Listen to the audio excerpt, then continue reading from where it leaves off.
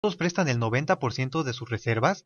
Entonces digamos que aquí están todos mis bancos, banco uno, banco 2, banco 3. Puedes imaginarte que llegan incluso hasta el banco número 100. El problema con el retiro masivo es que si tan solo un banco es incapaz de pagarle a sus depositantes su dinero, o sea, si no tiene liquidez,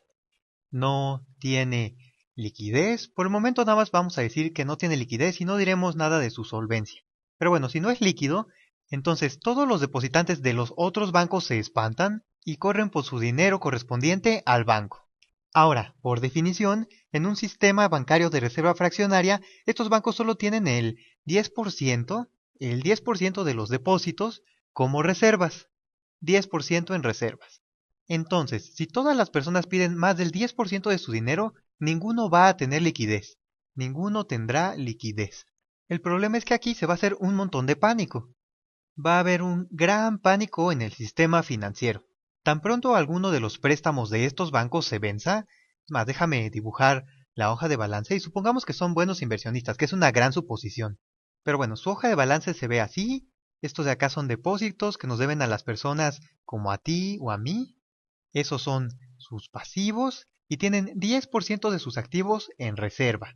10% como reserva. Algo así. Eso de ahí son las reservas. Y el resto, todo el resto de sus activos, son préstamos que hicieron algunas empresas o lo que sea. Préstamos a algunos negocios. Esos son activos porque los negocios le deben ese dinero al banco. Ahora, ¿qué sucede? En cuanto hay pánico, todo el mundo quiere su dinero y las reservas se agotan bien rápido.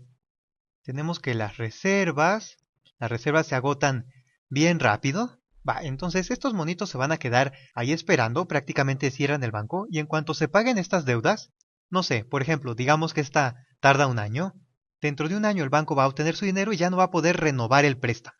Ya con el dinero va a poder pagarle a todos, ya no hay préstamo y se cae el sistema. El crédito se congela, el pánico va a causar un congelamiento del crédito. Congelamiento del crédito. Y recuerda, esto es un gran problema. Pudo haber sido causado tan solo por un mal banco que no pudo controlar sus problemas de liquidez, o peor aún, pudo haber sido causado tan solo por un cliente que entró en pánico por alguna razón. O sea, podría ser que algún miedo entra al sistema, e incluso para un banco totalmente legítimo, y déjame poner legítimo entre comillas porque pues muchas personas podrían argumentar que el sistema de banca de reserva fraccionaria pues en realidad no es legítimo. Pero bueno, incluso aunque este sea un banco que tiene todo en orden, si por alguna razón más del 10% de sus clientes se espantan, entonces va a tener un problema de liquidez y caemos en esta situación horrible de pánico. Ahora, en el video pasado hablé de algunas de las cosas que se ingeniaron para resolver este problema. Estos de aquí son los remedios. Uno es tener un prestamista así como de último recurso. Un prestamista de último recurso. Ese de ahí va a ser el Banco Central o bien el Banco de la Reserva Federal. El Banco de la Reserva Federal. Recordemos que a este banco nunca se le van a acabar las reservas porque estas reservas se le pueden pedir prestadas y todos estos son pagarés pero del gobierno federal, de la Reserva Federal. Va, entonces lo que hace el Banco de la Reserva Federal, y creo que ya platicamos mucho de esto, supongamos que su hoja de balance inicialmente se ve así.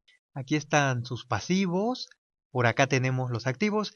Sus pasivos por el momento casi todos van a ser pagarés, son estas notas de la reserva, pero supongamos que alguien llega y dice, hey, Banco de la Reserva, préstame algo de dinero.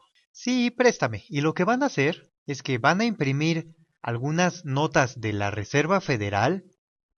Estas de aquí son notas de la Reserva Federal y van a crear un pasivo correspondiente y recordemos que ellos no tienen límites, ¿verdad? Déjame, lo pongo con otro color para que no esté tan aburrido esto. Entonces van a tener este pasivo correspondiente de notas pendientes y esos billetes te los van a dar a ti. Le van a dar los billetes al banco que está en la situación desesperada de que nadie le quiere prestar dinero. Muy bien, entonces la hoja de balance ahora se va a ver así. Así es como se veía antes. Ahora tiene unas nuevas notas pendientes, y ahora esta parte, en vez de decir notas de la Reserva Federal, va a decir esta nueva cosa que es préstamo al banco. Préstamo a este banco de acá, que es un activo porque el banco le debe dinero. Ahora, recordemos que el Banco de la Reserva no tiene límite para hacer esto. Claro, a lo mejor hay algunos límites implícitos. No sé, tal vez por alguna razón la gente decide arbitrariamente que los billetes así ya no tienen nada de valor. Eso sería pues la principal preocupación y después hablaremos de qué otras razones hacen que el Banco Federal no pueda expedir esto ilimitadamente. Pero bueno, podemos pensar que no se le acaba. Entonces, tenemos esta idea de prestamista de último recurso, pero a lo mejor al Banco de la Reserva no le conviene, pues a lo mejor este banco es, pues esencialmente insolvente. Sus préstamos fueron malos. Estos préstamos que hizo son súper malos, hasta empiezan a apestar. Entonces, pues realmente no debería haber ninguna razón para que el Banco Central le prestara a este banco. Vaya, el Banco de la Reserva puede ver las inversiones de este banco y decirle, ¿sabes qué? Tus préstamos no valen nada. La verdad, no te voy a prestar dinero. Lo que vamos a hacer es que te vamos a declarar en quiebra. Y creo que ni siquiera he hablado acerca de eso. Ese es el segundo remedio. El segundo remedio es tener esta noción de un seguro. Un seguro a los depósitos. En México tenemos el IPAB. Seguro de los depósitos. Entonces, si el banco nada más tuvo problemas de liquidez y es un buen banco, pongo bueno entre comillas, buen banco que se le acabaron las reservas y ningún otro banco está dispuesto a prestarle, que es raro, ¿verdad? Estamos diciendo que es un buen banco, pero nadie quiere prestarle. Pero bueno, entonces puede ir a la ventanilla de descuento del Banco de la Reserva Federal y pedir prestado. Sin embargo, si la situación es más grave y el banco está en la quiebra, déjame hacer el ejemplo de Estados Unidos, entonces le ha pagado a la FDIC cierta cantidad de dinero, a la Federal Deposit Insurance Corporation, Insurance Corporation, un poquito de dinero, bueno, a lo mejor mucho dinero para una persona, pero poquito dinero para un banco, es un porcentaje pequeño, pero bueno, un poquito de dinero cada año, de modo que le pueda decir a sus clientes, mira, incluso en la situación en la que yo no te pueda pagar nada, te va a pagar el gobierno federal a través de la FDIC. Vaya, todo tu dinero está respaldado por la FDIC, no importa qué le suceda al banco. Ahora, para mí, esto sí es un gran remedio. La verdad, si yo viviera en Estados Unidos, tendría todos mis ahorros en bancos asegurados por la FDIC. Cuentas bancarias aseguradas por la FDIC. Ahora, esto está fantástico para los clientes, pero ¿cuál es el efecto en el sistema bancario? Pues voy a volver a dibujar los bancos para ver esto. Tenemos el banco 1, banco 2, banco 3 y banco 4. Ahora, todos ellos están asegurados por la FDIC, es decir, pagan un cierto porcentaje de sus ganancias cada año, y entonces le pueden decir a sus clientes, mira, ¿sabes qué? No importa si entramos en quiebra o hay cualquier otro lío, todos tus depósitos están seguros. Están 100% seguros. ¿Y qué va a suceder? Esto resuelve lo de los retiros masivos, ¿cierto? Supongamos que por alguna razón a este banco se le acaban las reservas o entra en bancarrota. Este banco entra en bancarrota y en la situación anterior todo mundo se espantaba, eso generaba un retiro masivo y eso era un problema grandísimo porque cuando la gente pidiera el dinero no iba a haber porque solo había un porcentaje en reservas. Así funciona la reserva fraccionaria, pero ahora todo el mundo va a estar tranquilo porque hay un respaldo federal, un respaldo que puede imprimir la cantidad de dinero que quiera y entonces esto efectivamente resuelve el problema. Resuelve el problema de los retiros masivos. Muy bien, esto arregla el problema del equilibrio inestable, pero ¿qué otros efectos secundarios tiene? Pues ve, todos estos bancos están igualmente asegurados por la FDIC, entonces yo me siento tranquilo de depositar en cualquiera. ¿En cuál lo voy a acabar depositando entonces? Pues en el que me dé más interés. Voy a depositar en el que me dé más interés. Mayor interés. Esto lo hace a cada rato una tía que vive por allá en Estados Unidos. Va y deposita su dinero en el que le da más interés, ignorando completamente en dónde está invirtiendo el banco. Antes no haría eso porque a lo mejor hubiera pensado que es algo como que oscuro o arriesgado, pero ahora, como la FDIC asegura a todos los bancos, seguro le devuelven el dinero. ¿Qué sucede? Pues mi tía deposita en el banco que da mayor interés. Ahora, por lo que platicamos en el video pasado, ¿cuál es el banco que va a dar mayor interés? Pues justo es el banco que está tomando un mayor riesgo, que está tomando la mayor cantidad de riesgo. Entonces, una vez más, cuando das este seguro que es relativamente barato, seguro barato, y lo que hace que los bancos puedan jalar mucho más personas teniendo este seguro, Sí, ¿verdad? Si no tuvieran este seguro, entonces tendrían que pagar, no sé, digamos que este seguro cuesta, no sé, 0,1% por año. Si no tuvieran este seguro, entonces tendrían que pagar mucho más que 0,1% más a sus clientes, pues los clientes estarían corriendo demasiado riesgo, ya que su dinero no estaría respaldado por el gobierno. Entonces está re bueno para los bancos, ¿no? Mira, cuando tú depositas en un banco, prácticamente le estás haciendo un préstamo, donde el interés es cuánto te paga tu cuenta de cheques. Lo escribo. Tu tasa de interés de la cuenta de depósito es exactamente lo mismo del precio que paga el banco por tomar prestado. Si voy a un banco y me dan el 2% anual, es el costo de tomar prestado del banco. El costo del banco de tomar prestado. Es exactamente lo mismo. Entonces, si el banco no tiene un seguro de la FDIC, entonces ya no tendría que pagar 0,1%. Sin embargo, en compensación a mí me tendría que dar 3 o 4% de interés para compensar el riesgo. Pues claro, ¿verdad? Es mucho más riesgoso que alguien que puede imprimir el dinero. Me tendría que pagar más, pero tan solo pagando 0,1% al año más, pagando 0,1%, bueno, 0,1 o lo que sea que la FDIC decida que es un buen precio para cobrar por este seguro, que usualmente es mucho más bajo que lo que tiene que pagar en diferencia. Pero bueno, pagando ese 0,1% o lo que sea, obtenemos que a fin de cuentas va a reducir lo que le tiene que pagar a sus clientes porque ahora pues es mucho menos riesgoso de lo que pensaban inicialmente. Entonces va a disminuir el precio del préstamo, va a disminuirlo por mucho más que 0,1%. Entonces está súper padrísimo el negocio para el banco. De hecho, para quien es más negocio es para los bancos riesgosos. Ahora nada más tienen que pagar un poquito más, pero pagando eso pueden hacer cosas así, súper mega ultra arriesgadas y puedes decirme, bueno, la FDIC está siendo un poco estúpida aquí. Debería de cobrarle más a los bancos que se arriesgan más. Pero bueno, mi respuesta es que es mucho más fácil decirlo que hacerlo. Recordemos que cuando los tiempos son buenos, digamos los años 20 en los Estados Unidos o antes de la burbuja hipotecaria, pues el riesgo está escondido, así debajo de las piedras, está totalmente escondido. Así que pues realmente no sabemos quién está tomando todo el riesgo.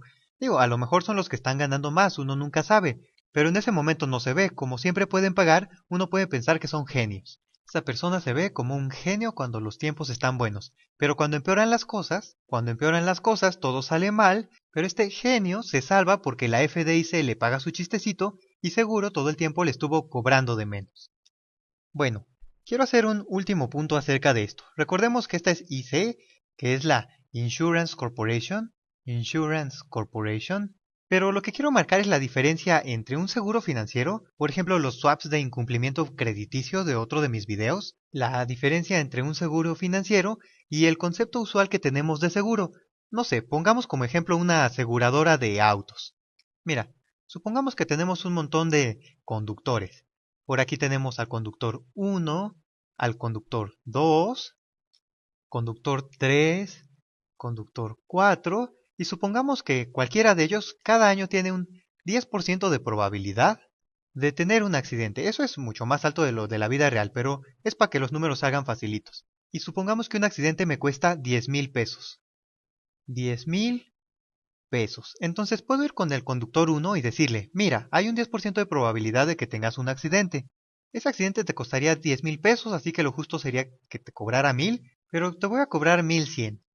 Va, te cobro 1,100, pues para que yo tenga una ganancia, ¿va? Si quisiera quedar tablas tendría que cobrar 1,000, pero voy a cobrar 1,100. Y claro, podría hacer esto en vez de con 4 conductores, pues digamos con 4,000. Entonces, en promedio, así en un año específico, no sé, supongamos que tengo 1,000,000 de conductores. 1,000,000 de conductores.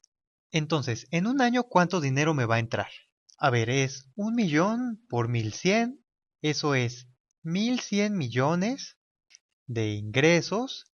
Eso de ahí sería mi ingreso. ¿Y cuánto voy a tener que pagar? ¿Cuánto dinero va a tener que salir?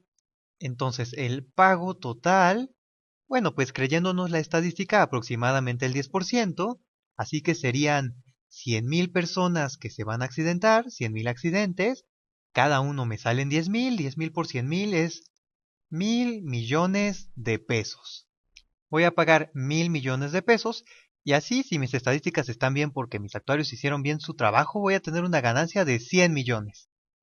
Sale, todo esto funciona muy bien, claro, si las estadísticas están bien, porque si tenemos un montón de conductores, como 1 millón, por la ley de los grandes números, todo se comporta más o menos así. La probabilidad de que, digamos, 20% de los conductores tengan un accidente es muy pequeña.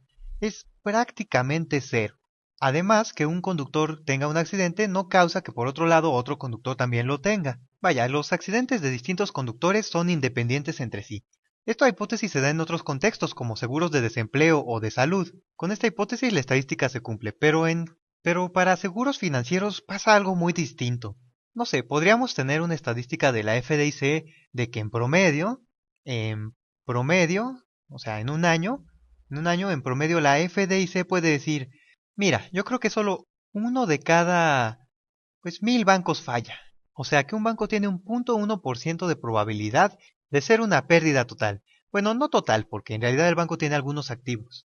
Pero no podemos trabajar como antes, porque ahora las fallas bancarias suelen estar correlacionadas. Vaya, el sistema bancario está muy entrelazado. No sé, alguno podría estar prestándole a este negocio que depende de este negocio al que le está prestando este otro banco. Todo está súper entrelazado. Entonces las fallas pues no son... Vaya, están correlacionadas. O sea, no es independiente. Si un banco falla, es mucho más probable que otros bancos también empiecen a fallar. Justo eso fue lo que empezó a pasar en Estados Unidos hace algunos años. Pero bueno, entonces lo que nos dice esto es que no podemos seguir el modelo tradicional de seguros, así en el cual las cosas no están correlacionadas, porque acá, cuando todos los eventos empiezan a fallar de manera correlacionada, lo que tienes es, en los buenos tiempos, una tasa de pérdida mucho más baja, pero en los malos tiempos vas a ver que todo empieza a fallar y entonces básicamente vas a estar pendiendo de un hilo, justo como pasó hace algunos años con la FDIC. Tuvo que regresar al Congreso y pedir más dinero y finalmente eso acabó pues recayendo en la gente que paga sus impuestos.